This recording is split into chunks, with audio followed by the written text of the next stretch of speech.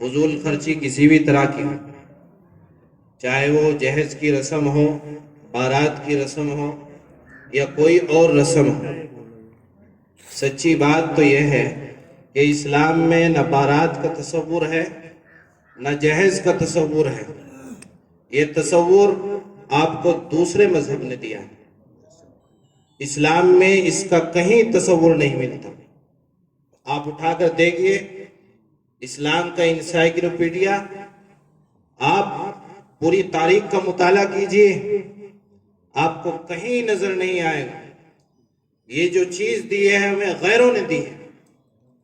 اور آج سے ہم عہد کریں انشاءاللہ ثم انشاءاللہ ہمیں غیروں کی ایک ایک چیز کو ہمیں ترک کرنا ہے انشاءاللہ ثم انشاءاللہ۔ ہماری زندگیوں میں وہ چیز ہوگی جو آقا نامدار محمد عربی صلی اللہ علیہ وسلم نے ہمیں دی ہے۔ ہم کوئی ایسی قوم نہیں ہے جو جاہل ہے، ہمارے پاس 1400 سال کی تاریخ ہے، ہمارے پاس حضور اقدس صلی اللہ علیہ وسلم کا اسوہ حسنہ ہے، صحابہ اکرام کا طریقہ موجود ہے۔ اس کے بعد جو لوگ آج تک آئے انہوں نے کر کے دکھایا کہ نکاح کیسے ہوتے ہیں، شادیاں کیسی ہوتی ہیں، وہ سب ہمارے پاس موجود ہے۔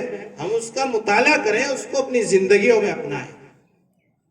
دوسری چیز، حضور اقدس صلی اللہ علیہ وسلم نے ارشاد فرمایا کہ میں اپنی امت پر شرک خفی کا خوف کرتا ہوں۔ شرک خفی، ایک شرک تو ظاہر ہوتا ہے اور ایک شرک چھپا ہوا ہوتا ہے۔ تو صحابہ نے پوچھا یا رسول اللہ شرک خفی کیا ہے؟ فرمایا دکھلاوا، ریاکاری۔ آج سارے کام اسی شرک خفی کے لیے امت کر رہی ہے۔ اگر کوئی جہیز دے رہا ہے یا کوئی کھانا کھلا رہا ہے تو محض کس لیے؟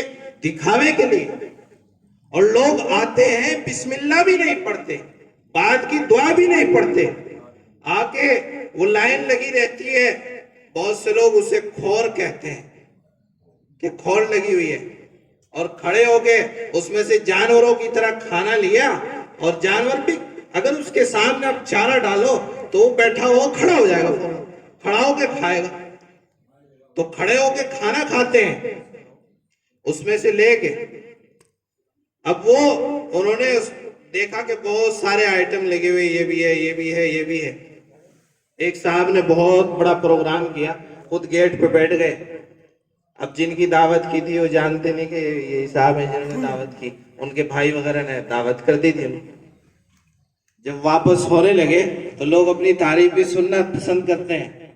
کہنے لگے جناب پیٹ تو بھر گیا لیکن آئٹم اتنے بنا رکھے، کیا کیا کھایا؟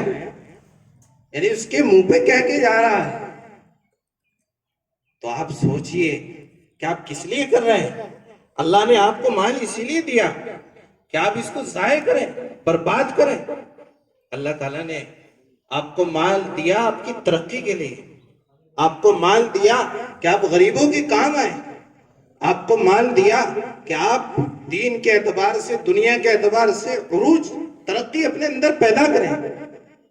تو میرے بھائی، ہم اس فضول خرچی سے پرہیز کریں، شرک خفی سے پرہیز کریں۔ دوسری چیز میں آپ سبھی حضرات سے کہنا چاہتا ہوں کہ تعلیم و تربیت کی ماشاءاللہ باتیں ہوئی۔ آج تعلیم تو ہے، گرچہ اس میں معیار کی نہیں ہے جس میں معیار کی ہونی چاہیے، لیکن تربیت کا فقدان ہے۔ ہم بچوں کی صحیح تربیت نہیں کرتے، تربیت کا فقدان ہے۔ یہی وجہ ہے کہ آج ہماری بچیاں غیر مسلموں کے ساتھ نکل رہی، یہ تربیت کی کمی ہے۔ ارتداد کا شکار ہو رہی ہیں ہماری بچیاں، ہم ان کی صحیح تربیت نہیں کر رہے، دائرہ ایمان سے خارج ہو رہی ہیں۔ آپ یہ مت سوچئے کہ یہ اس برادری میں نہیں، اس برادری میں بھی ہو رہا ہے۔ بہت بچیاں میرے علم میں نکل چکی ہیں۔ سوچئے، آپ غور کیجئے کہ ایسا کیوں ہو رہا ہے۔ ہم ان لوگوں کی نسلیں ہیں جو تختہ دار پر چڑھ کر، جن کے جسم کے اندر خنجر پیوست ہوتے تھے، تختہ دار پہ چڑھے ہوئے ہیں، چاروں طرف سے خنجر گھونپے جا رہے ہیں، ان سے سوال آخری دم تک ان کے منہ سے یہی نکلتا تھا کہ اللہ ایک ہے، ہم اس رب کریم پر ایمان رکھتے ہیں، اس رسول پر ایمان رکھتے ہیں۔ آپ اپنے بچیوں کی صحیح تربیت کیجیے، اور اس کے لیے اہل اللہ کے پاس جائیے، علماء کے پاس جائیے۔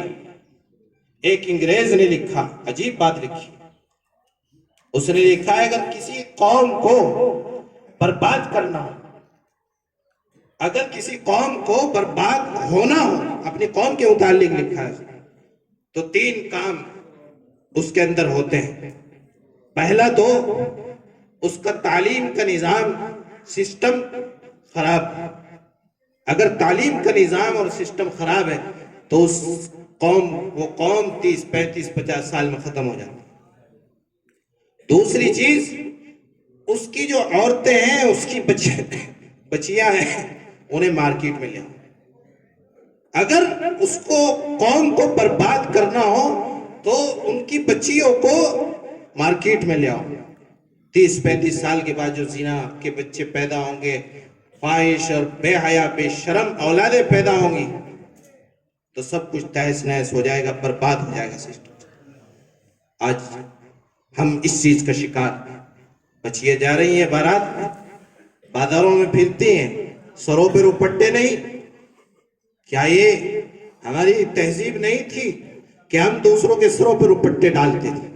کیا ہماری تہذیب نہیں تھی کہ ہم نے اس عورت کو جو ننگی تھی، اس عورت کو جو برہنہ تھی، اسے ہم نے لباس پہنایا تھا؟ یہ ہماری تہذیب ہے، آپ پڑھیے۔ تو ہم کو آج سے عہد کریں کہ ہماری بچیاں بارات میں نہیں جائیں، انشاءاللہ ثم انشاءاللہ، اس کی کوشش کریں۔ اور شادی بیاہ میں جو ہم بینکٹ ہال میں کر رہے ہیں، تو وہاں بھی بچیاں جا رہی ہیں۔ بے پردگی کتنی ہوتی ہے؟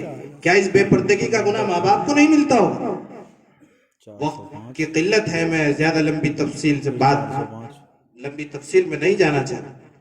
آخری بات جو میں آپ سے عرض کرنا چاہتا ہوں، لڑکیوں کو جہیز نہیں، وراثت دو، جو شریعت کہتی ہے۔ جو بچوں کا حصہ ہے آپ کے مال میں،